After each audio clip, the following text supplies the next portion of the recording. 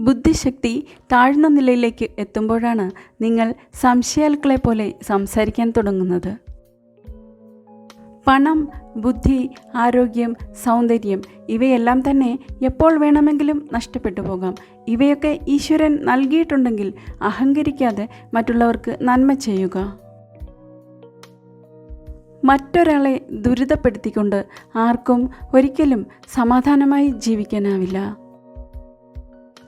കള്ളം പറഞ്ഞ് നേടുന്നതൊന്നും എപ്പോഴും കൂടെ ഉണ്ടാവില്ല. കള്ളം എപ്പോഴും സത്യത്തിന് മുൻപിൽ വെയിൽ തൊട്ട മഞ്ഞുപോലെ ഉരുകി മാഞ്ഞു പോകും.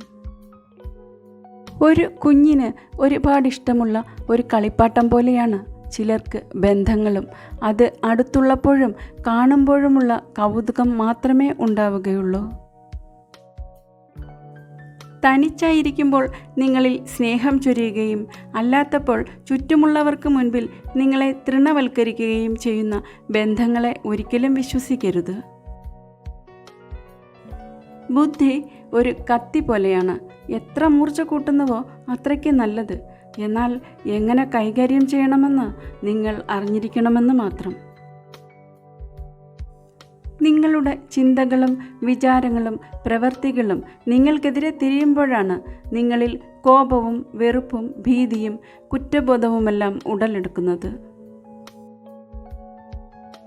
ഒരു വാതിൽ അടയുമ്പോൾ മറ്റൊന്ന് തുറക്കുന്നു. പക്ഷേ നമ്മൾ എപ്പോഴും അടഞ്ഞ വാതിലിന് മുൻപിൽ കാത്തു നിൽക്കുകയാണ് ചെയ്യുന്നത്.